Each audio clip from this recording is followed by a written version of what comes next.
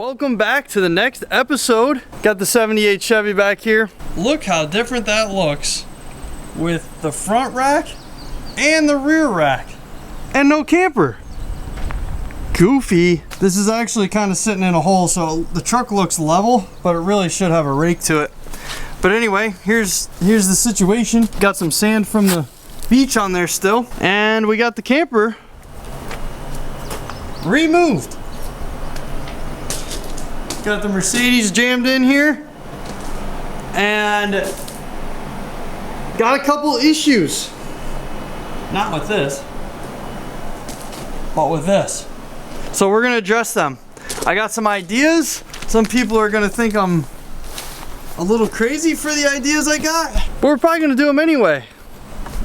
I'll let you know more when I get into it, and then you'll know what's going on. Definitely what this video is gonna be is driving this down the road, as you've heard in other videos if you follow the channel. And if you're new to this channel, what you'll find is mainly videos of 78 Chevy K30 4-wheel drive 1-ton, and you'll also find videos of the old 1983 Mercedes diesel station wagon.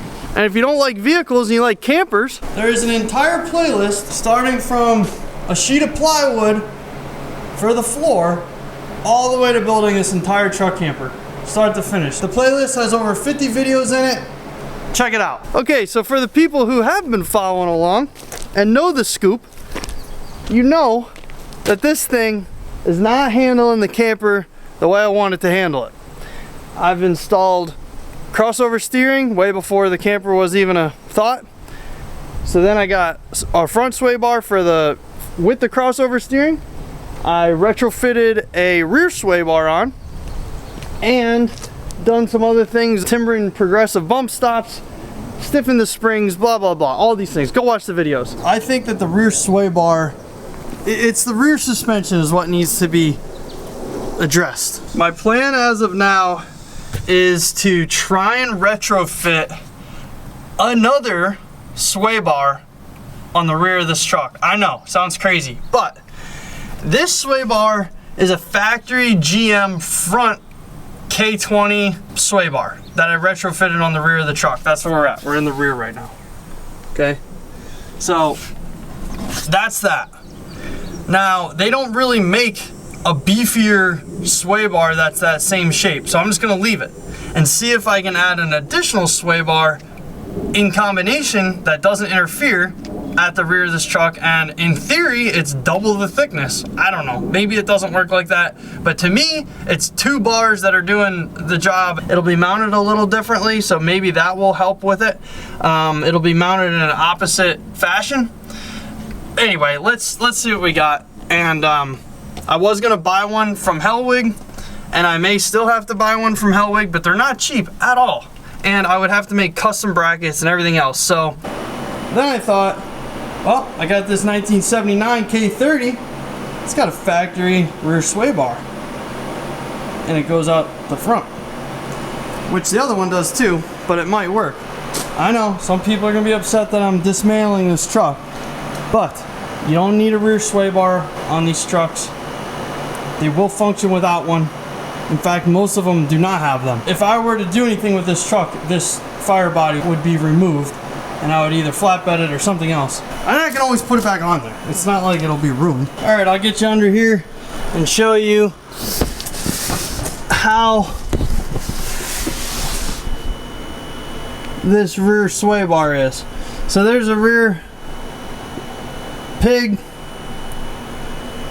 and then here's the end link for the sway bar. So the sway bar goes towards the front of the vehicle, which is this way. And then it connects to the axle tubes via these U-bolts right here. So then it goes just on the top of the axle tube, goes up over the pig there, differential. So there you go, it goes up over, and it's the same thing over here. Now in this case, the U-bolt uses goes in between the shock mount, and then it goes around the shock, comes forward, hits this end link, and then that's a frame bracket that has a S to it, goes up, and then is connected to the chassis. Oh, here's a better shot. So here's the same thing here. So then there's a S bracket here with the end link at the bottom of it, and then there's a nice frame bracket. In fact, that looks custom. So this is not, you know what? This is not a GM there's no way. That doesn't look like GM would put that on. This weld is not right. So this is most likely aftermarket now that I'm thinking about it. But regardless, it's on here. So now you're under the 78 here, and this is what I have, which is the other sway bar, which go watch the video if you're new here, and I have a whole video on the install of this sway bar here with this custom cross member that I made. But here's the sway bar, and it does the same, it goes the same direction towards the front of the truck. It's just put on backwards compared to the one that is on the fire truck. So I did some rough measurements, and the end links are gonna stop. That sway bar is gonna be like right here. It's gonna essentially, it's gonna be under this sway bar.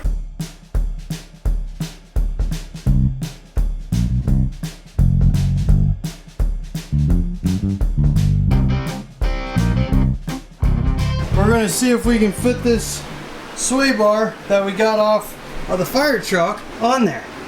So this is a better visual. Now that I'm looking at this, it actually kind of wonks in. But anyway, that's a better visual of what the bar looks like.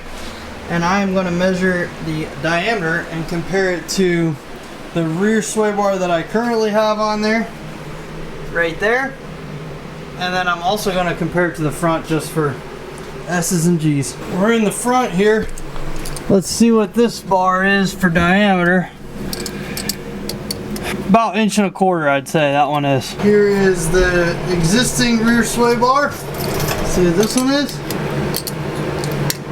Alright, 1.25 inches. Same thing. Now for the rear sway bar that came off the fire truck, 1.1 inches. Okay. So it's 1/8 shy. But hey, it's 2 instead of 1. In the middle of working on this thing, got the welder out. Back on the sway bar. I'll show you what we got. So this may not work, but we're gonna try it. Here's the sway bar that came off the fire truck. Right now I am fitting it up. You can see I snuck that between the leaf spring and the shock. That's gonna be close, but it does clear. So you can see that when I lift this, it does clear that. It's hard to tell while holding the camera here. But anyway, this is how the sway bar moves up and down here. This U-bolt kit bracket was factory, or is what I pulled off the fire truck. That worked on this axle tube because it's the same axle tube. This one here is the one I had to make some changes. So I had to make myself a new piece of flat bar that was wider. Then I also had to get a new U-bolt because instead of going around the axle tube, I went around like the carrier portion, but then I welded a bead on the bottom side of the axle, the carrier there, so that it would hold that U-bolt there that I had that new U-bolt bent around that roughly the same radius, and clamp this all down. And then I had to take a deburrer tool, and on the top bracket here, which goes around the rubber bushing, I had to make the slots longer so that it would work with the wider U-bolt. So then I made a new lower mounting plate here out of a piece of, I believe it's 3/8 thick. I think it's 1.5 inches wide. It was supposed to be 2 inch. You can see the rubber overhangs about 1/4 inch on each side. But I only had 1.5 inch piece of 1.5 inch flat bar. So that's what I ended up using to make that work. And it's barely on. I barely had enough bracket on this formed piece here for this to still work, but it does work. And so yeah, so everything's tight right now, and now I'm just mocking up the end links that I ended up buying. These are 4 2002 Dodge Ram 3500, the front sway bar end links. And I don't really need this joint and everything, but it's just what's gonna work. So right now, before I can mount those, the camper's on the truck and the camper is a little heavy on the driver's side, so I need to get the camper jacks and level this out. So if you look at this, the truck actually sits, you know, it's a little crooked to the driver's side, and that's because the camper's heavy on the driver's side. So the sway bar will help with that a little bit, but you don't want to mount the sway bar with it crooked, because then it won't help it being straight. So what I got to do is got to get the camper jacks, hook these up, and then I'll measure ride height from top of axle tube to the bottom of the frame rail right here on both sides. I get that exactly equal by relieving just a little bit of stress on the driver's side suspension there. Then it will be level but still loaded, which is what I want, because I want that sway bar to be as even as I can with the end links that I have when loaded. Okay, got this thing leveled out with the jacks on the driver's side only. So we got a level truck.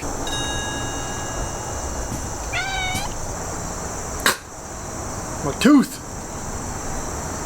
bracket. So this tooth bracket here is going to be hanging down, and then like this, and then this is a taper. I didn't need a taper, but I have a taper. So I measured this diameter here and then the maximum diameter, and it was a little bit less than ½ inch up to just shy of 9/16, but it was less than 9/16. Well, I have a 9/16 bit and a ½ inch bit. So what I did was I drilled a ½ inch hole here, and then I have a 9/16 reamer, and I reamed it, which is like exactly what you need because it's a taper. The reamer bit is a taper. So, now that I'm looking at this, I kind of screwed up. I'm gonna have to put a spacer on the back side here so that it doesn't bottom out the nut. But that's okay. I drilled it too much. I didn't think of that. Well, maybe I'll weld it on this way, which is a backwards taper, and say the hell with it. Yeah, maybe I'll just put a spacer in there. Stack some washers. Finally got this done. I'll show you kind of what's going on here. The Craigslist restoration here with some Rust-Oleum. But there's the end link drilled right through the channel that supported the other sway bar from previous videos. See other videos on that. And then this one here, I had to weld that tooth bracket on there. As you can see there, they're relatively straight, like vertical wise. Relatively vertical. Here's a shot of the rear. It's really confusing because I have two sway bars that are coming in and they're like flip-flopped. So if you don't really know what you're looking at, and even if you do know what you're looking at, it's kind of hard to, I don't know, it's just hard to see what's going on there. So hopefully they don't hit each other. I don't think they will. I got like 2 inches, 3 inches of clearance between them. So hopefully they don't hit each other on flexing, but we're gonna drive it. This is the passenger side, is right here. Between the shock and the U-bolt there. So I just had to loosen the clamps on the axle, loosen them up, and then pry that with a pry bar a little bit, and then tighten them back up to kind of set that where I want it. It might walk, but it's just gonna hit the U-bolt or the shock. It's not gonna, shouldn't hurt anything. You'll just hear it clunking. But that was close too. This is the other really close spot. This one might even be closer. That grease zerk to the leaf spring clamp there, or the whatever you want to call it, strap. Worst case there, it just shears that grease zerk off. So I'm not too worried about that.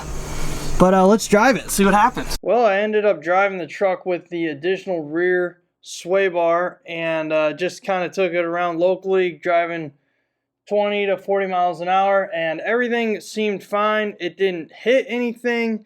It seemed fine. I noticed that there was a slight improvement on the handling, but nothing major.